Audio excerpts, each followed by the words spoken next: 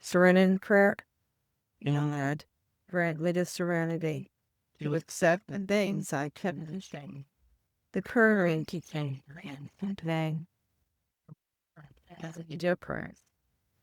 And now I get to introduce Meredith, our discussion leader. Hey everybody, my name's Meredith. I'm an alcoholic. It is good to be here. We are starting Bill's story tonight. And having gotten this far in the book, we've learned that we are in a seemingly hopeless state of mind and body.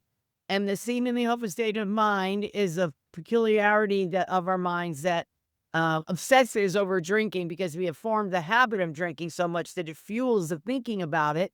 And we get to a point where our best effort at self-control fails and we drink again. And then the physical problem is once we drink, it triggers an allergy that shows up as a craving for more, even though we may not want more. We might wish to only have two, instead drinking till 2, right? So that's what the doctor's opinion tells us. And then we get to hear Bill's story. It's like a written speaker meeting. It's to help people find identification. It is to illustrate the progression of the illness because we don't start out as drunken losers. We got to work our way down to that. And then also to give us hope because Bill came from ended up as a competent businessman who really fell to the bottom and then worked his way back up to a place of very significant social importance in the world. That's what we're going to do here. His story is going to outline what he was like in pages 1 through 8.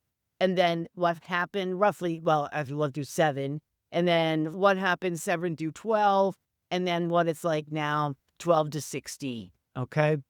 And so and Bill was born in 1895. It doesn't tell us that here, but that's just a little tidbit for you folks. And if we don't have any comments, we will start with the reading. Okay. Okay, page 1, Bill's story. War fever ran high in the New England town to which we new young officers from Plattsburgh were assigned, and we were flattered when the first citizens took us to their homes, making us feel heroic. Here was love, applause, war. Moments sublime, with intervals hilarious. I was part of life at last, and in the midst of the excitement, I discovered liquor. I forgot the strong warnings and the strong prejudices of my people concerning drink. In time, we sailed for over there. I was very lonely and again turned to alcohol. We landed in England. I visited Winchester Cathedral. Much moved, I wandered outside. My attention was caught by a doggerel on an old tombstone. Here lies a Hampshire grenadier who caught his death drinking cold small beer. A good soldier is ne'er forgot, whether he dieth by musket or by pot. Ominous warning which I failed to heed. 22 and a veteran of foreign wars, I went home at last. I fancied myself a leader, for had not the men of my battery given me a special token of appreciation? My talent for leadership, I imagined, would place me at the head of vast enterprises, which I would manage with the utmost assurance. Okay. And this war fever, Bill, if you can picture, Bill was raised in a hotel at an intersection in rural Vermont. He was abandoned by his father first and then his mother. His maternal grandparents were raising him, and he's got an aunt and uncle that are running this inn in which he was born in the back. And this intersection has a hotel on one corner, a church on the other, a post office, and his privately owned home. And through that intersection runs train tracks. And other than that, there is nothing happening there in East Dorset, Vermont. And he would see the trains go by going to Montreal and coming from Montreal to New York, people going places, doing things. And of course, during war, there's soldiers back and forth. And he's just watching every day thinking life is passing me by. And so when he gets an opportunity to be an officer, he goes to Plattsburgh, which is funny because I grew up 37 miles from Plattsburgh. So already I'm like, really? And it's interesting because it says he was flattered when they were invited by citizens into their homes. He was introduced to a Bronx cocktail and felt very important. Now he's fighting for the country and he's drinking and he likes that feeling. And I love where it says, I was part of life at last. My sponsor told me to look for identification. And that line really got to me because I always felt, even though I was outgoing and a part of things, in cheerleading and student council and whatever, I still felt like I was on the outside looking in, and I had this sense that I was always missing life. And so when he says here, it's part of life at last, I get that. And then it talks about in the midst of excitement, he discovered liquor, a new finding, right? And the excitement for me was a blinking yellow traffic light. I grew up in a town as small, well, maybe a little tiny bigger than East Dorset, Vermont. And I too felt like the world's just passing me by. And then they got to, he says, the time we sailed for Over There. And I was very lonely, again, turned to alcohol. Now, Over There was a very popular war song, and it was very upbeat. And it talked about how they were going to go over there, and we're not coming back till it's over there. And they're like the heroes singing this heroic song. The Allies are coming, and we're going to save the day. And so it was all very upbeat and exciting until they get there. Now he has this, it says here in his story, Pass It On, he went to Winchester Cathedral. He didn't go there because he was a tourist interested in seeing the landmarks in London. It says here, they were detained at a camp near Winchester, depressed, lonely, and apprehensive about what lay ahead. So he's going to Winchester Cathedral seeking God. He was raised by grandparents that had a belief in God, but his grandfather believed in God, but didn't like being told by religion how to worship or how to believe. And so here it said, the atmosphere impressed itself so deeply upon him, he was taken by a sort of ecstasy, moved and stirred by a tremendous sense of presence. So it says here, and it was much moved. And that usually implies brought to almost tears, right? And then he wanders outside and sees this warning to a drinker, right? The Hampshire Grenadier is usually the first in a line of offense in the war. And it says here, this was a great moment of spiritual intensity for him. And then he doesn't recognize the warnings of, you could die drunk.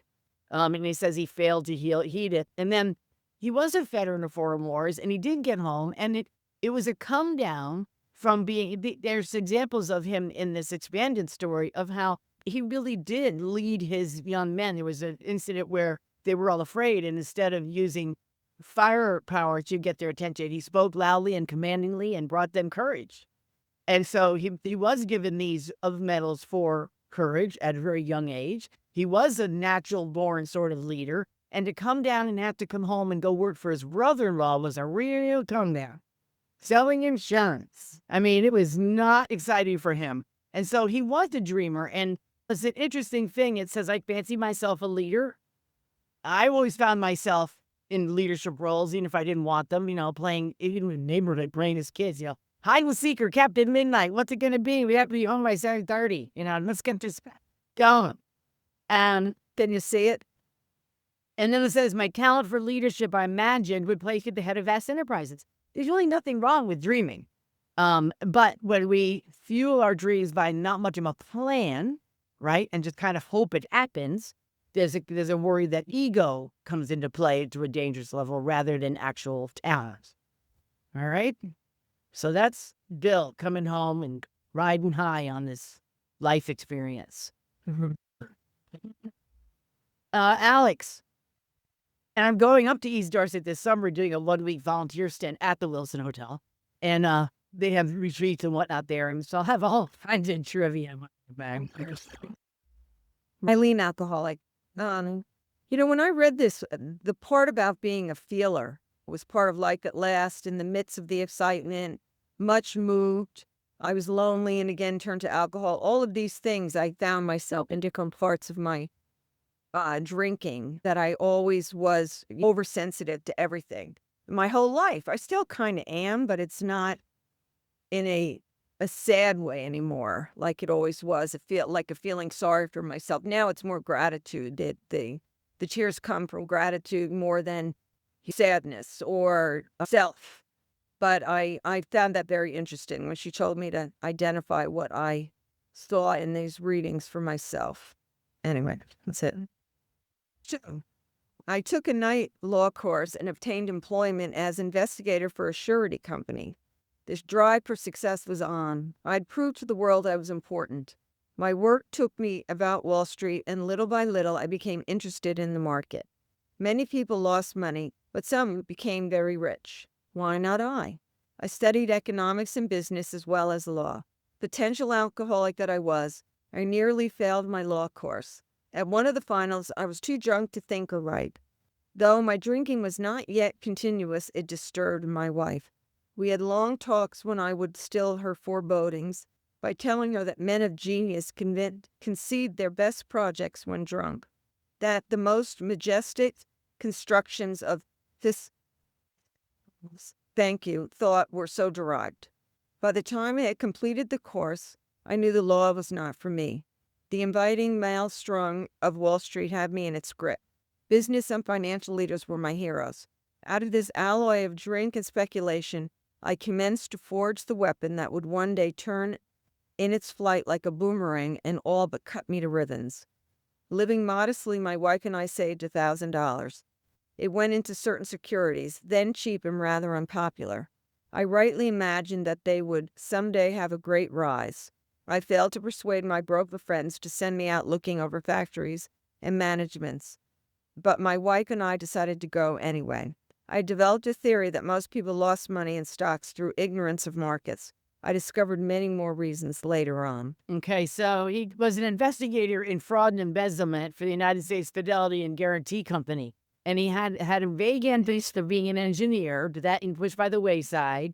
And then he wanted to study law, and he wasn't sure he wanted to be a lawyer, but he thought law would help him. And so that's interesting. It's just interesting how as soon as we find something we like, we abandon it for something else. So it says he was all in on all these things, and he had these moments where his drinking was not yet continuous, but it disturbed his wife. My drinking disturbed my mom way before it disturbed me. I was just out having a good time. What's wrong with driving and drinking? It was the 70s. It was way before Mad Mothers. But it's interesting, non-alcoholics don't defend their drinking. They don't, so that's a hallmark right there. And then talking about how best projects are derived when drinking. People speculate how good would have Edgar Allan Poe been if he was not addicted to opium. Who knows? And then it talks about this inviting maelstrom of Wall Street. A maelstrom is a turbulent whirlpool, and that was not inviting for everybody. Just isn't. There was a place we used to swim in the Adirondacks, and it had a series of 3 waterfalls, and the first one was about 15 feet up, and we called it Table Rock, and you can stand right at the edge and jump into this big foamy pool and climb up the rocks and do it over and over again. It was like a natural diving board. And we loved doing it. My cousin, she could not jump. She saw that turbulent whirlpool, and she would have nothing to do with it. And I found it very inviting. It's funny how we like that adrenaline rush, and we go after that sort of thing. And then it talks about business and financial leaders were my heroes. Well, I was a cocktail waitress, and bartenders and drug dealers were my heroes. So I understood that they had all the power, man. When you were a waitress, you had to go to the table. When you were a bartender, they came to you. It was a whole power shift, and I was onto that. And then it talks about the alloy of drink and speculation. So there are fine metals and they're pure metals. And then when you mix 2 together, they make a less quality alloy. A combination of the 2 makes them of a lesser quality. So when you think about drinking and writing term papers, that was an alloy. It wasn't as good as without drinking and writing term papers. And so I like how he talked about how when you add alcohol to whatever you're doing, you lessen the product in one way or another. And then I like how it says he and his wife both agreed to travel. I'm not sure. Right, I don't know how. But he was very bright, and he did have these theories that he developed for Wall Street, and some are here too to this day. Okay, and then what else? It's interesting, when he had applied, he had taken the study of law, but he had not. He received a reply from an invitation from Thomas Edison himself. And it's interesting how Bill was running in these circles and these really important movers and shakers of our time. Darwin, Thomas Edison, people that were the clergymen at the Riverside Church, Rockefellers, the paths that crossed that were going to eventually really help in influencing this movement that he hadn't even thought of yet. Nuh-uh. It's really cool. Okay. And more reasons later on. That's all I have for that part. But he was a high-risk, high-reward kind of guy. And I like that too. Isn't there a story in there about the boomerang that he... Oh, yeah. His grandfather told him that nobody in America had ever successfully made a boomerang. that it was a talent Strong. indigenous to the Australians. And he was like, well, I've got it. He said he decided to be #1 man on that. And he was 11th. And he was cutting up all the wood he could find, and over and over again was determined to fashion this boomerang. He even cut up his headboard from his bed, and he eventually did it, but it showed his singular obsessive nature. He was like driven to do that above all else, because he wanted to prove himself. Does everyone know what a boomerang is? Well, okay, good. I didn't know if that's something that we're just old and we know. Yeah, and then the other thing is the drive for success was on the very top of this page. The drive for success was on, I'd prove to the world I was important. That also rang with me because I don't know why I didn't feel like I was important, but I felt like I had to prove it. And nobody was asking me to. It all came from my own sense, my own lack of self-worth. And my mom struggled with that too. Her sister used to say, I'd give my right lung. No, why you can't. You don't have any respect for love for yourself. You're a wonderful person, blah, blah, blah. So just sometimes it's like we're born without that covering that completes us somehow. But I definitely think it's a condition where alcoholism thrives. Yeah. Or it's the solution for that. Yes. Yeah. Yeah, great. Yeah. We gave up our positions and off we roared on a motorcycle. The sidecar stuffed with tent, blankets, a change of clothes, and 3 huge volumes of financial reference service. Our friends thought a lunacy commission should be appointed. Perhaps they were right. Some success at speculation, so we had a little money.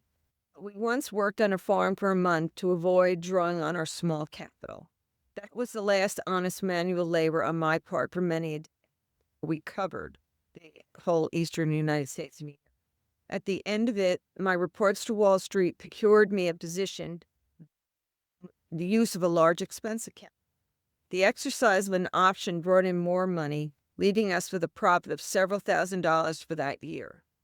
The next few years, fortune threw money and applause my way. It arrived. My judgment and ideas were followed by many, to the tune of paper millions. The great boom of the late 20s was seething and swelling. Drinking was taken an important and exhilarating part of my life. There was loud talk in the jazz places uptown. Everyone spent in thousands and shattered in millions. Scoffers could scoff and be damned. I made a host of fair weather friends. My drinking assumed more serious proportions, continuing all day and almost every night. The remonstrances of my friends terminated in a row, and I became alone. There were many unhappy scenes in our sumptuous apartment. There had been no real infidelity, for loyalty to my wife, helped at times by extreme drunkenness, kept me out of those scrapes. Okay, so now we're going to see some regression going on here, but it's also coupled with success. If fortune threw money and applause my way, fortune is good luck. And hard work is good. And that was kind of how I rolled. I was going to be a lawyer, but it just seemed like a lot of work. So good luck took me in another direction. And then it talks about my judgment and ideas were followed by many to the tune of paper millions. He had convinced this one guy on Wall Street for sure that in order to really know what businesses were worth, you got to see how they're operating, look them in the mouth, So he convinced him that really to go to Schenectady and look at the GE plant and see how productive they are and things like that. So even though nobody underwrote that travel, he decided to go. And Lois was on board because she thought if she'd get him out in New York, maybe he'd break the cycle. She agreeing, even though she knows it's kind of nuts. And there were certainly times when she's driving the motorcycle, he's drunk in the sidecar. And then in the middle of that page, it talks about Ida Ryan. And that was a very sweet spot for me in my DNA during the Olympics. And it didn't last long, but it was a great spot. But then it talks about drink was taking an important and exhilarating part in my life. Seeing how drink takes. It was like I was given it permission. Just suddenly I was doing it more often to a greater degree, maybe embellishing with other things, intoxicants, let's say. There's a time when it sort of takes on a life of its own, and we're looking at this being in the grip of a progressive illness. All right? And then I made a host of fair weather friends. It was hard to realize I had become a fair weather. But certainly my closest friends were the people I was sitting next to in the bars, and they were not close friends. They were just people I drank with. And I remember the loneliness of my life kind of settling in, realizing that I didn't have any real depth of relationships and that my life was sort of put together by, a house of cards. And then talked about my drinking assumed more serious proportions. Again, the drinking itself is taking the lead and becoming more serious proportions. Sometimes hear stories in here. Some people say I drank a handle every day, or I woke up in the middle of the night with shakes and had to drink more. Our behavior patterns vary. But in the beginning, those behavior patterns talked me out of being an alcoholic of the type that needed Alcoholics Anonymous. Because I didn't drink every day. I didn't drink a lot. I was a lightweight. I didn't have to drink a lot to get drunk. I would drink at night after work, and I'd get to work the next day. I didn't drink in the morning, technically, even though I drank into the morning many times. We have to look at not the behavior pattern itself, but what it does for us when we drink it. And it certainly did. The remonstrances of my friends, I had people warning me, and I just started running with different people that weren't warning me. But it's scary when even your drunkest friends are like, "Man, you're drinking a lot." It's like, I don't want to be a member of the only that club. But I definitely was. I went to a women's college hoping it would sort of help me mend my ways.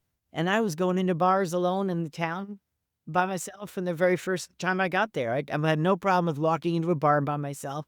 All my classmates are like, "Oh, no, like, I'll go first."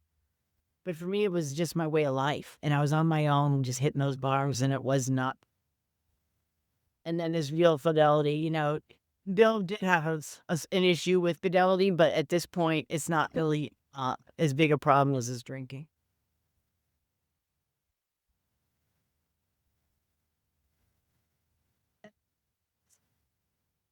Bill Wilson had 4 treatments before he got it, and what he eventually had to do was work these steps. So he had to take all these actions, so it changed his life. And just keep going. And where do you work? Where do you live? Yeah. At 29 and a half, when drink takes an important part of his life, and that's really when it was starting to get to me too. I had to make a geographic and be a waitress at 33. Things are definitely heading in the right direction. Right. We got just a minute left, and then we're gonna wrap up. Does anybody have anything you want to share?